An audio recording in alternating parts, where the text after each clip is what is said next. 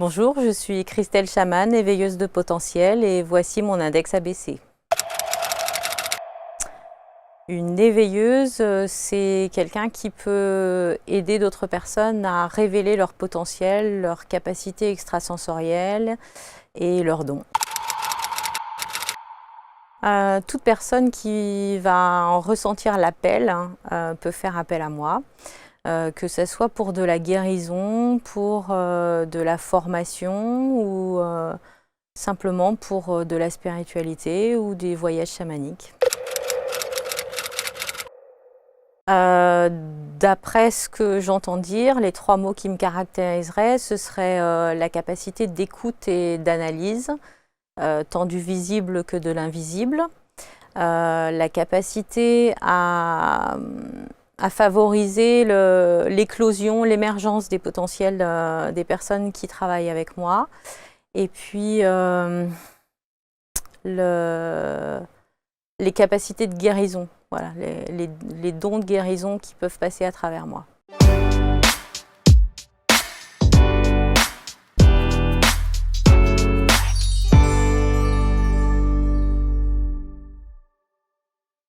Bienvenue dans ce nouveau portrait de l'Index que nous allons découvrir ensemble avec une nouvelle personnalité qui s'installe sur ce canapé au parcours de vie étonnant, inspirant et que j'ai à cœur évidemment d'accueillir. Christelle Chaman est avec nous. Bonjour Christelle. Bonjour. Pourquoi ça vous fait sourire quand je dis Christelle Chaman? J'ai toujours un peu de mal, mais... C'est vrai? Mais ça va bien se passer. Bon, bien sûr, ça va bien se passer, évidemment. C'est intéressant que vous vous installiez sur ces canapés et que vous acceptiez de vous confier. J'ai l'impression que c'est un exercice difficile pour vous, ça. Hein?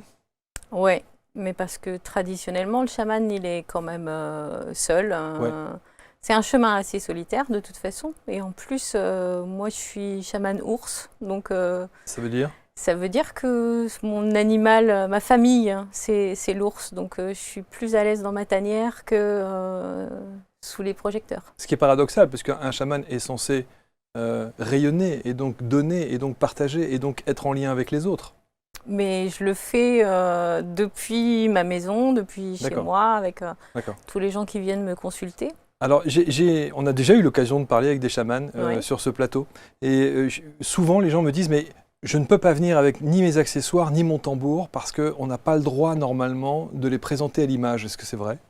Alors, moi, je suis vraiment une chamane hors... Rock'n'roll 2.0. Oui, voilà, exactement. Moi, j'aime bien qu'on soit déjà chamane dans la vie et dans la vie de 2023. Donc, j'aime bien que, avoir une vie qui correspond à mon époque et faire comme je le sens. Et mon tambour... Jusqu'à hier, je me disais non, tu vas pas l'emmener, c'est pas possible. Et puis ce matin, avant de partir, j'ai entendu non, mais tu pars pas sans moi. Donc voilà. Donc du coup, il est là. On va parler de votre parcours qui est vraiment incroyable. Moi, j'ai regardé votre fiche de prod parce que chaque invité qui s'installe pour faire son index a évidemment des informations à nous donner. Et quand j'ai vu votre parcours, on a l'impression que vous êtes presque à subir ce que vous vivez. Ah mais oui, enfin comme souvent les chamans le disent ça, hein, que c'est pas un choix en fait, c'est ce qu'on est et quand ça se révèle et quand ça pousse, il n'y a plus de choix et il se passe des choses dans la vie pour nous, pas nous obliger, mais en tout cas c'est faire présent. Comprendre que c'est le moment. Oui. Ouais. Oui. C'est arrivé tardivement, vous, ou dès toute petite, vous avez déjà des perceptions, des choses? En fait, j'avais des perceptions, mais comme j'étais dans une famille où c'était pas du tout connu ni reconnu, on me trouvait simplement pénible et on me disait que j'étais trop, que je rentrais pas dans les cases, que quand je disais qu'il y avait du monde dans ma chambre la nuit, on me disait juste qu'il fallait que j'arrête de faire ma comédie, quoi. Mais vous dites dans votre famille, on ne croit en rien. Hein. Ah non, mais en rien de rien, quoi. Moi, j'étais dans une famille de communistes. Il fallait pas parler de religion, il fallait parler de rien. Et moi, à 7 ans, je me posais déjà des questions de où est-ce qu'on va quand on est mort. Et mes parents ne savaient pas me répondre, donc j'avais demandé à faire du catéchisme. Et les réponses que j'avais au catéchisme quand on a 7 ans, c'était pas du tout, c'est pas ce que j'attendais. bon, moi, j'ai arrêté parce que j'avais pas non plus les réponses qu'il me fallait, quoi. Mais je me posais déjà beaucoup de questions, oui. Et à 8 ans, votre premier passage d'âme, comme vous dites? Oui. Ben, en fait, j'avais un frère non né. Ma mère, elle avait fait un enfant. Enfin, il y avait un enfant qu'elle n'avait pas eu. Et je savais que j'avais quelqu'un dans ma chambre et qu'à un moment donné, je l'ai raccompagné. C'était assez irréel pour moi. Et quand il y a eu un processus d'éveil vers la quarantaine, mais je suis allée revisiter ça et j'ai compris que c'était la première fois que je faisais passer quelqu'un. Alors avant d'en arriver effectivement à votre titre officiel de chamane, éveilleuse de conscience, vous avez choisi de garder votre prénom et pas votre nom. Vous dites Christelle Chamane, éveilleuse. Pourquoi prendre cette Parce que j'ai eu pseudo, entre tellement de mal à reconnaître que j'étais chamane. Moi, j'ai eu une cassure dans ma vie avec un gros truc qui s'est passé et qui m'a forcé à m'intéresser à autre chose que la vie matérielle, puisque moi, j'étais boulangère, donc j'étais vraiment dans la matérialité, commerçante, à mon compte, avec plein de problématiques comme ça. Et je suis allée chercher à l'intérieur de moi de la magie, en fait, pour arriver à me sortir d'un truc hyper difficile. Et puis, la première fois qu'on a commencé à me dire « mais t'es chamane » et tout ça, et je vivais déjà des choses tout le temps hors normes, tout le temps XXL, je me suis dit bah non, mais c'est bon, je suis déjà assez bizarre comme ça. Si en plus on va dans le chamanisme, on va pas s'en sortir, quoi. Alors que ça vous parlait déjà? Je veux dire, ça me faisait très très peur. Vous connaissiez déjà cette thématique du chamanisme Oui, et j'avais pour référence les chamans mongols avec le masque et les franges. Et la tenue, et la tenue spécifique. Et tout ça. Et je me disais juste, mais c'est n'importe quoi, on va pas aller là-dedans, c'est pas possible, quoi. Et je faisais des stages de développement personnel et tout ça. Et la première fois qu'on a joué du tambour devant moi, on était dans un stage avec 15 personnes. Bah, moi, je suis celle qui est tombée par terre en transe au bout de 30 secondes, quoi. Et encore sur le devant de la scène et à faire des démonstrations et tout ça. Donc, je voulais vraiment pas, en fait. C'est ça qui est extraordinaire. C'est ce qui fait d'abord votre singularité. Alors, dans votre cursus, donc, vous commencez par des études de clerc de notaire, je crois, c'est ça? Oui. Voilà. Oui. Et vous bifurquez parce que visiblement, c'est pas votre truc. Ah non, mais j'ai épousé un boulanger, donc voilà, je suis devenue boulangère. Voilà, d'accord. Bon, c'est ça. Alors, vous épousez un boulanger, vous avez des enfants. Oui, j'ai des jumelles. Dont une des jumelles qui tombe malade. Bah, elle a eu un gros problème dans son parcours de vie, quoi. Et donc, la médecine dite conventionnelle, visiblement, ne peut pas faire grand-chose. C'est pour ça que vous vous retranchez sur... elle voulait absolument pas rentrer dans un système de médicaments et tout ça. Donc, moi, je voulais venir en aide à ma fille. Donc, j'ai commencé à m'intéresser, mais j'y suis allée pas à pas, quoi. Ah, il y a une histoire extraordinaire, d'ailleurs. J'avais mon autre fille qui prend un Blablacar. Et elle m'appelle, j'étais dans mon labo de pâtisserie en train de pâtisser, elle me dit « Tu sais maman, le monsieur qui me conduit en Blablacar, il veut te voir. Il me dit qu'il a besoin de te voir. » Je suis assez ouverte, je lui dis « Ok, venez !»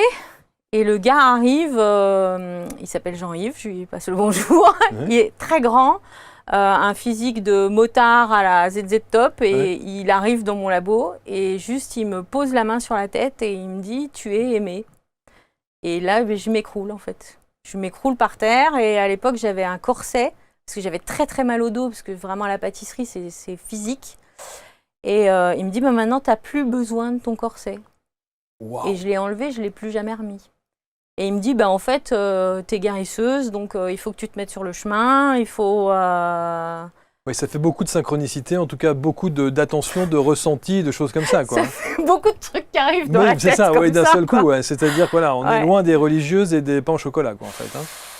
C'était autre chose, mais c'était aussi une façon hyper noble de contribuer. Parce que, par exemple, quand j'étais pâtissière, je faisais de la pâtisserie magique, parce que tout ce qui circule à travers mes mains, ça se mettait dans la pâtisserie. Et mes vendeuses, elles me disaient tout le temps, mais quand c'est toi qui fais le rayon pâtisserie, ça fait waouh tout de suite. Et quand c'est le pâtissier avec les mêmes recettes, ça fait pas pareil, quoi. Incroyable. Ça, c'est tout ce qui passe. C'est ça. Et là, le fait... L'énergie, il y a quelque chose en tout cas qui fait que Oui. il faut faire la bascule à un moment donné. Moi, j'ai été plusieurs années, je faisais pâtisserie le matin et soins énergétiques l'après-midi. Donc les gens venaient dans la boulangerie, disaient « j'ai rendez-vous avec Christelle ». Et dans la boulangerie. Dans la boulangerie. Et mes vendeuses étaient au courant et dirigeaient les gens. Et, j'avais tellement pas confiance au début, parce que j'ai effectivement de la médiumnité. Donc au début, par exemple, je tirais les cartes avant que les personnes arrivent pour être sûre de savoir de quoi ça parle et de pas trop me tromper. Et puis on m'a dit... j'ai eu plein de reconnaissances en fait par des chamans. D'accord. Mais pas des chamans d'ici.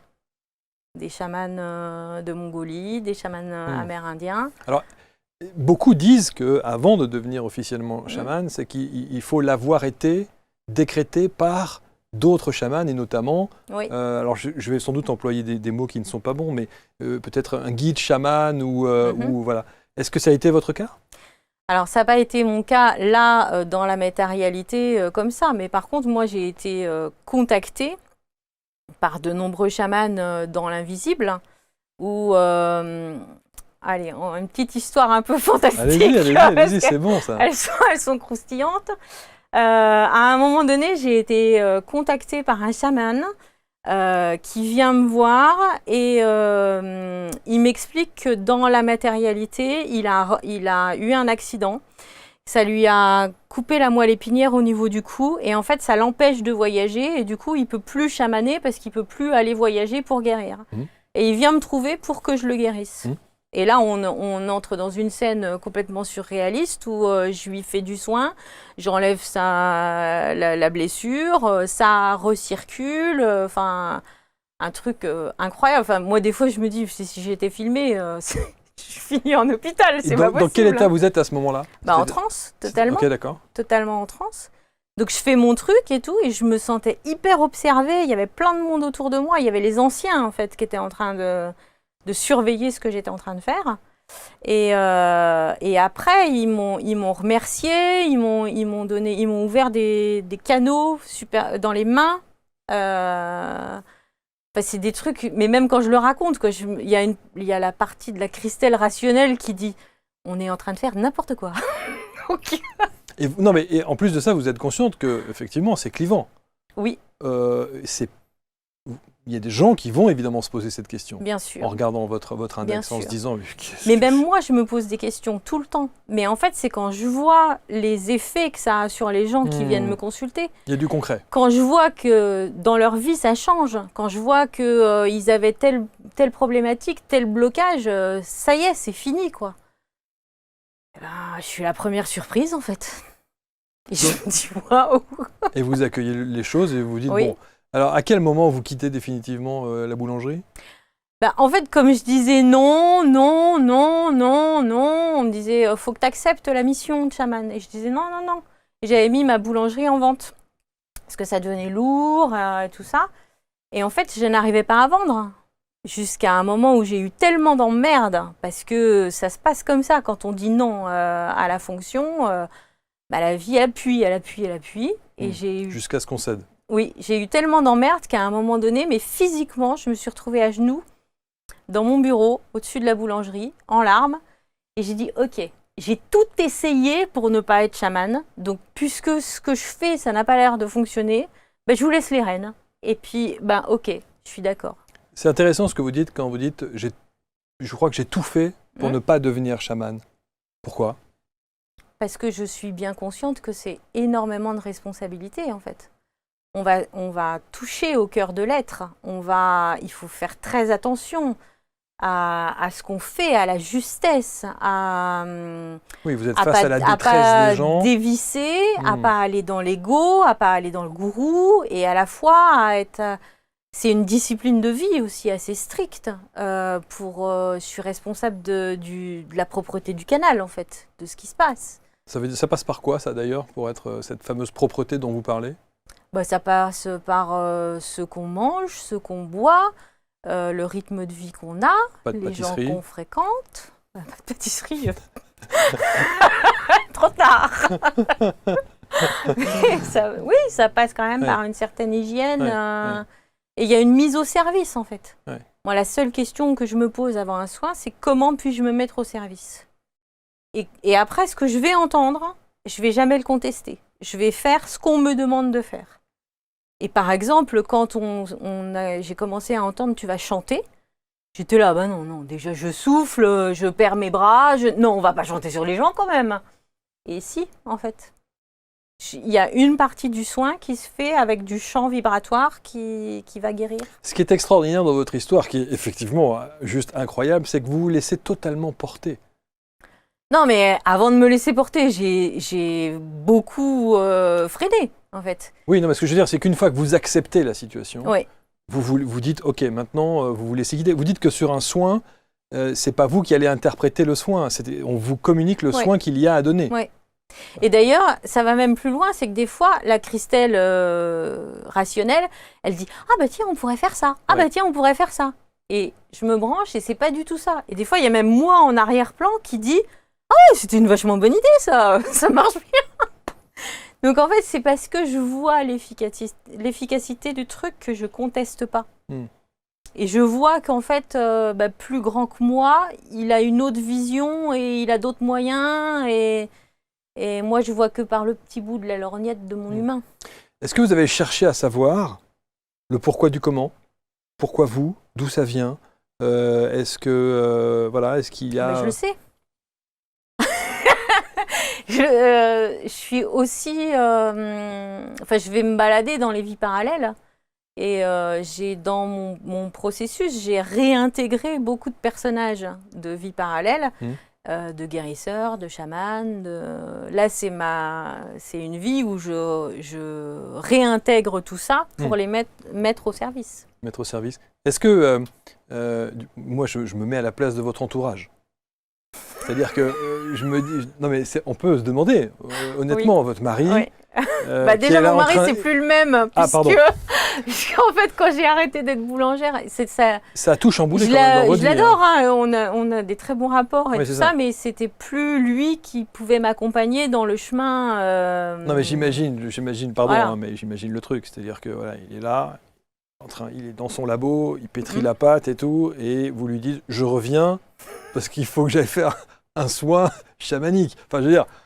Alors, c'est aller crescendo. Cliché, c'est aller crescendo, c'est pas arrivé... Mais évidemment que dans mon parcours de vie, j'ai changé de cheval. Évidemment que ça n'a plus convenu. Et là, je viens encore de changer. Voilà, parce que c'est une nouvelle étape, en fait. Là, après avoir bien expérimenté l'éveil, le développement, la guérison, là, j'en arrive à... Vraiment, je vois que c'est la formation de thérapeute qui se présente. Là, ça fait des mois qu'on me dit il faut que tu agrandisses le cercle, il faut que tu élargisses, il faut que tu transmettes, il faut que tu... Donc, c'est ça c'est une nouvelle étape. Qui se présente à vous. Vous allez nous expliquer de quelle manière vous allez faire ça. Mais est-ce qu'on vous a... allez, racontez-nous un petit peu les coulisses. Est-ce qu'on vous a expliqué que vous alliez faire un jour une émission comme ça? Est-ce que vous avez ressenti, est-ce que vous êtes préparé d'une certaine manière à faire l'émission Oui, j'ai des visions de ça depuis 2 ans déjà. Et comme je me disais que c'était des visions complètement mégalo, et je n'en parlais à personne, du coup, j'ai un réseau de copains, copines qui sont aussi chelous que moi. Et du coup, on a eu l'occasion en fait de faire des voyages sur moi, sur ma mission de vie, sur tout ça. Et du coup, je ne suis pas la seule à avoir eu ces visions-là, quoi. Ça m'a été confirmé par plusieurs personnes différentes. Et à chaque fois, je disais non, mais c'est bon, allez, tu racontes n'importe quoi. C'est une conspiration contre moi, il faut arrêter vite. Et il y a eu plusieurs personnes, quoi. Comment vous arrivez à venir vous installer là? Comment le cheminement, vous avez visualisé? Comme ça. Je ne sais pas, le plateau. Je ne sais pas, est-ce que vous avez visualisé le plateau? Comment est-ce que vous tombez sur l'annonce? Comment est-ce qu'on vous l'annonce? Mais ça reste un mystère, ça. Comment ce mail, il est arrivé dans ma boîte mail pour me dire, vas-y, inscris-toi. Et quand j'ai reçu le mail pour l'index, dans ma tête, c'était réponds. Et j'ai répondu en me disant, avec un peu de chance, il ne me recontacte pas. Et loupé, quoi. Loupé. Donc, je sais pas, ça fait longtemps qu'on me prépare à l'accélération et au fait de former. Voilà. Donc aujourd'hui, c'est la deuxième étape de votre process de vie, former. Former qui? Des thérapeutes professionnels, du grand public, former qui? Tout le monde, enfin chaque personne qui a envie, qui ressent l'appel, qui se dit tiens, ah ouais non, elle a l'air bien, elle va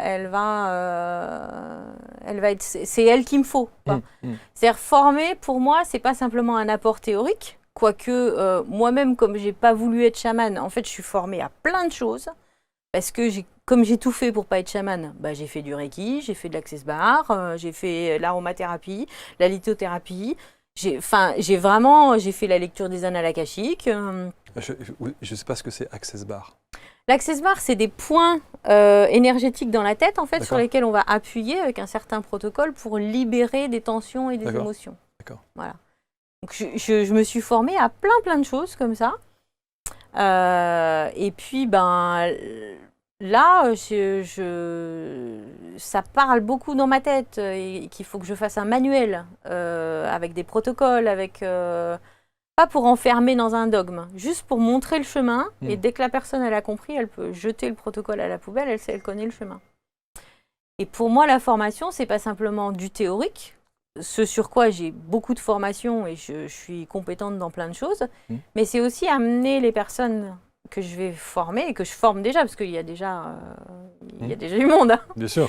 Mais les amener à faire une révolution personnelle et un travail, découvrir les potentiels, à aller plus loin. Est-ce que ça veut dire que ce seront des futurs chamans?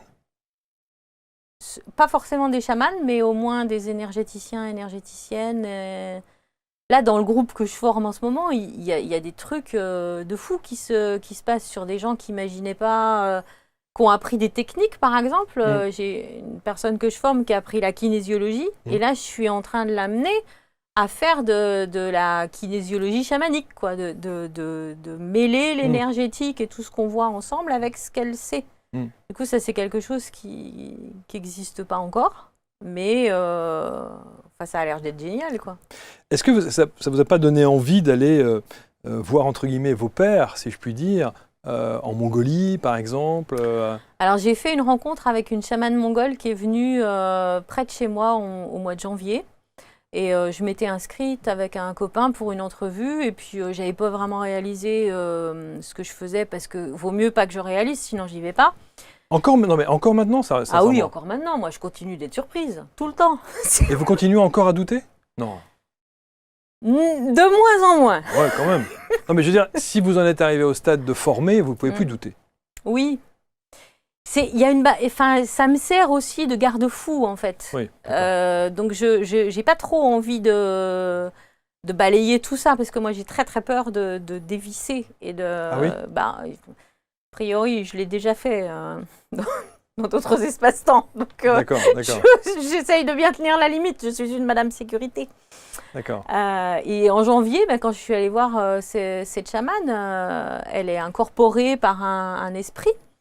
Et donc, on avait 20 minutes d'entretien chacun avec cette chamane, alors qu'elle est incorporée par un esprit, quoi.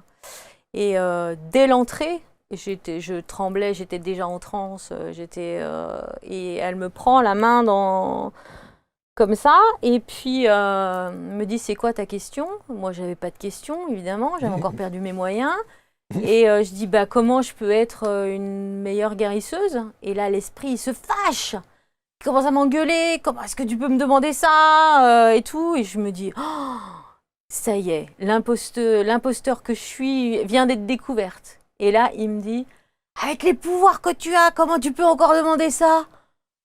Je dis, ok, d'accord. Wow. Il voulait une autre question, j'en avais pas. Donc après, il a commencé à m'expliquer des trucs que je pouvais faire avec le souffle guérisseur, avec l'eau, avec des trucs hyper techniques. Que vous allez mettre en application? Que je mets déjà en application. Je souffle sur l'eau et je donne des eaux de guérison en fait aux gens. Ouais. Je me mets à la place... Je me mets 2 secondes à la place de vos filles si elles étaient toutes petites et à l'école, si elles devaient remplir la petite fiche du profession de la mère. Non mais à l'époque, la mère avait une profession honorable. Donc tout allait bien. Voilà. Et est-ce que vos filles disent maman est chamane? Non. Elle est thérapeute. Elles sont pas ouf. Elles sont pas ouf dans le truc, mais oui. Elles sont super contentes quand j'arrive à leur venir en aide. Bah évidemment. Donc, mais je pense quand même qu'elles ne me jugent pas. Elles ont aussi des dons et elles vont me maudire de dire ça ici. Elles ont aussi des dons. Je pense que ce n'est pas le moment dans leur vie que ça se déclare. Mais je sais qu'elles me soutiennent en tout cas. Et l'ouverture de mes dons a ouvert toute ma famille. Je me souviens de mon frère qui se foutait de moi, qui me disait « Ouais, c'est ça, t'as la 4G, toi ». Et le jour où ça s'est ouvert chez lui, je lui ai dit « Alors, la 4G, qu'est-ce qui se passe, la 4G ?» T'as la 4G. Et hier, il me racontait qu'il s'était transformé en loup. Enfin, donc, oui. Ah oui, c'est la famille au complet, là. Du coup, il y a eu par voie de ricochet, tout le monde a pris... En fait, parce qu'on s'incarne en famille d'âme et que voilà, j'ai eu cette fonction de réactiver... Et cette fonction de détonateur, je l'ai aussi avec les gens qui viennent me consulter, en fait. J'ai une vision claire de leur potentiel. Et oui, vous ressentez tout de suite le potentiel? Oui. J'ai plein d'infos, en fait, quand je rencontre. Alors, moi, parce que alors, moi, quand vous arrivez dans le studio, sincèrement, hein, qu'est-ce que vous ressentez?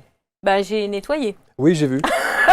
Alors j'ai vu que vous aviez... Je me suis dit, sympa, elle arrive quelque part, elle prend un pchit, voilà, et elle balance du pchit comme ça d'un air de dire, dis donc, ça sent le chacal chez vous. Non, si j'avais pu, j'aurais nettoyé au tambour. Mais il y a du monde, autour, parce que le nettoyage des lieux, c'est aussi une de mes fonctions. Voilà. Quand j'arrive dans le studio, on sent qu'il y a eu du monde qui est passé et qui a à chaque fois déposé son énergie. Du coup, j'étais un peu dans la brume. Donc, j'ai eu besoin de me faire de la place. Je ne dis pas que les énergies étaient négatives. Non, je dis qu'il y a beaucoup de monde qui doit passer. Donc, il y avait beaucoup d'énergie. Donc, j'ai juste fait ça.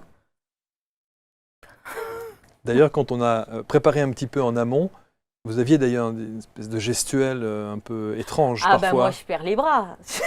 Oui, c'est ça. C'est-à-dire que vous parlez, et puis d'un seul coup, on a l'impression qu'il y a un syndrome de Gilles de la Tourette sans parler. Sans parler. Vous voyez ce que je veux dire? Oui. Mais c'est totalement ça. Parce qu'en fait, je capte des informations comme ça, mais je capte des informations comme ça. D'accord. Donc, je suis tout le temps à la fois dedans et dehors, en fait. Je suis tout le temps en train de naviguer. C'est le principe du chaman, c'est celui qui sait voyager à travers les dimensions. Donc, oui, je suis tout le temps en train de... C'est passionnant. Alors, évidemment, je me mets à la place de ceux qui nous regardent là, qui ont envie de rentrer en contact avec vous. Vous êtes basé à Bersailles, dans le Jura. Dans le Jura. On peut faire ça à distance? Ah oui, je fais plein de choses à distance, oui. D'ailleurs, les ateliers de formation, les 6 premiers ateliers où c'est vraiment du théorique, on les fait en Zoom. Donc, pour développer son potentiel. Il y a déjà une partie, tout ce qui est explication du système énergétique, des chakras, de la circulation des énergies. Il y a toute une explication sur qu'est-ce que c'est l'invisible. Je rentre dans une pièce, je me sens bien, je me sens pas bien. Pourquoi? Quelle est l'information que je suis en train de recevoir? Il y a les choses comme les lois universelles qu'il faut savoir un peu manier, la loi d'attraction, le libre arbitre, tout ça. Il y a des techniques énergétiques de base pour avoir une bonne hygiène énergétique de soi. On a l'hygiène, on se lave les dents, on va à la douche. C'est bien d'avoir une hygiène énergétique. Puis plus ça va dans le cursus de formation, plus on va étudier vraiment des techniques pour débloquer des schémas récurrents. Et il se passe un truc dans votre vie tout le temps. Comment on peut... cerner, débloquer, qu'est-ce qu'on peut faire.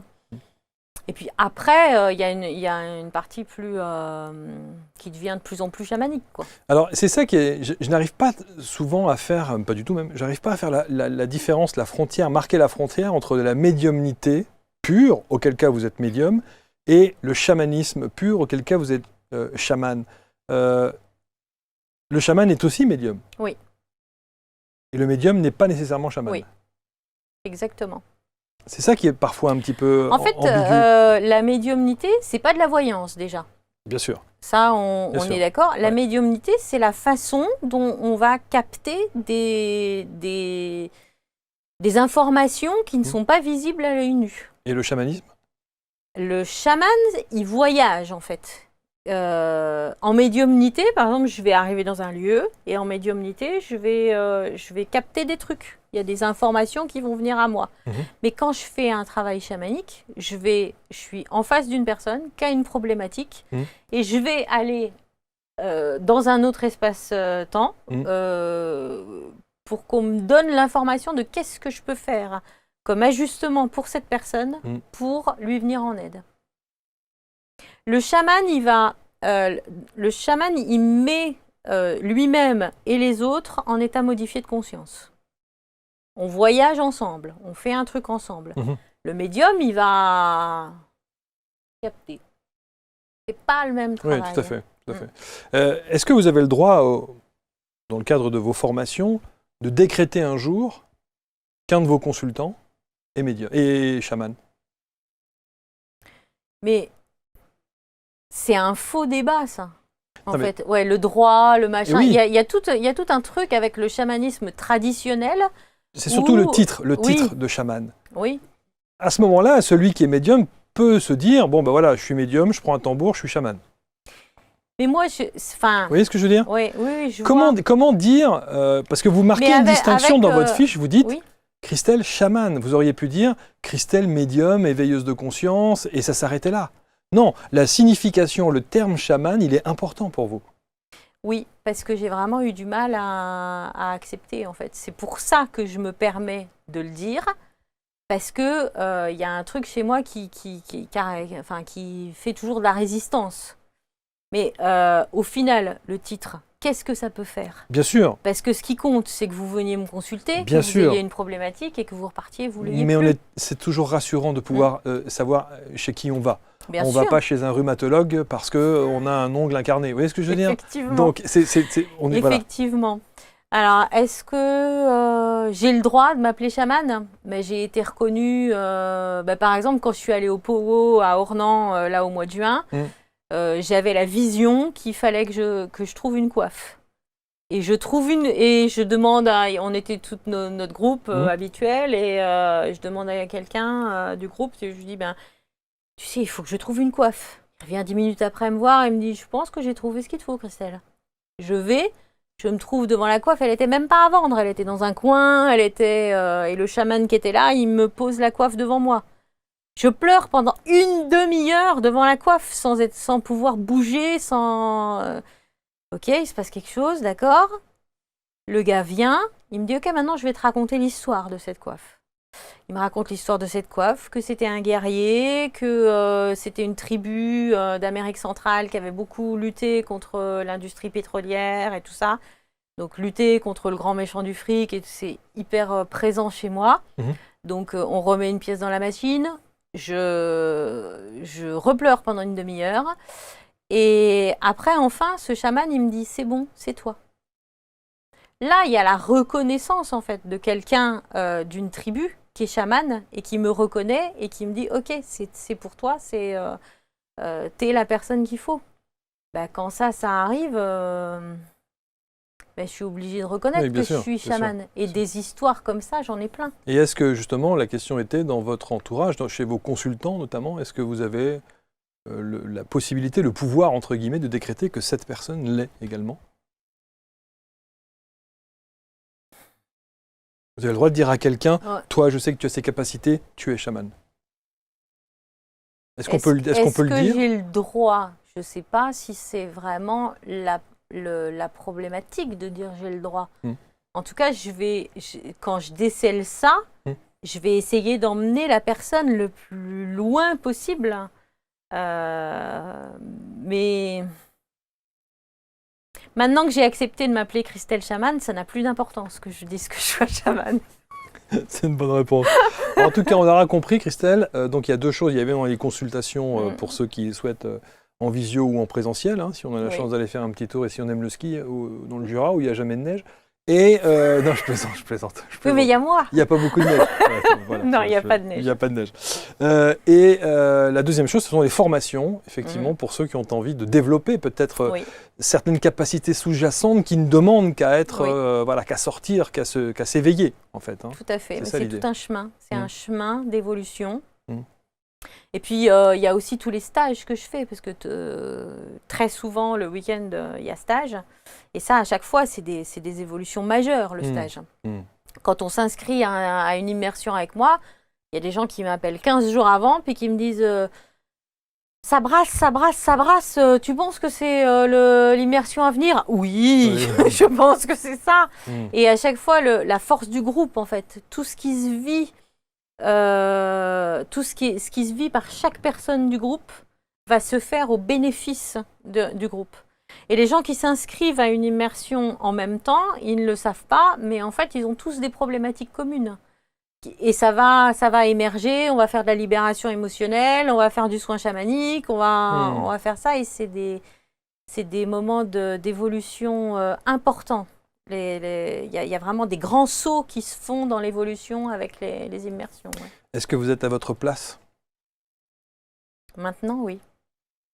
Et ça me coûte de le dire. C'est vrai? Encore maintenant? Il y a toujours un petit truc, hein, mais non, je suis dans ma vraie fonction, là. Ouais. Oui, je suis alignée et je suis bien là où je suis. En place. Ouais. On vous souhaite le meilleur. Merci. Merci infiniment de cette confession, de cet index et de cette singularité qui vous habite. Et je trouve qu'encore une fois... Donc du coup, vous cuisinez un peu à la maison ou pas? Tout le temps. D'ailleurs, dans les stages, souvent, je fais à manger parce que c'est déjà une partie du soin. Vous allez bien... Ah oui. Les pâtisseries magiques de Christelle Chamane, comment vous dire? C'est-à-dire que moi, je dis oui, vous voyez, si on commence chaque stage chez vous, ou chaque fois les formations en mangeant de la pâtisserie... Voilà, c'est-à-dire qu'au bout d'une semaine de formation, vous avez pris 64 kilos et vous non, parce qu'on se dépense vous. beaucoup. On dépense énormément de calories en chamanisme. J'imagine. Oui, c'est physique. Hein. Oui, c'est très physique. C'était physique. Oui, très, très physique. Quelle est la pâtisserie que vous savez mieux le faire? Le tiramisu. Oh, magnifique. Ça, c'est mes origines italiennes. Voilà. Christelle Chamane, son index et l'ensemble évidemment des informations de Christelle tout autour de cette vidéo avec tous les renseignements, la prise de contact bien entendu et peut-être cette transformation, cet éveil que l'on vous souhaite au travers des formations, des stages et des consultations avec Christelle. Merci infiniment. Merci beaucoup. Je vous souhaite un bon retour. Merci. Et bon tiramisu, salut à tous.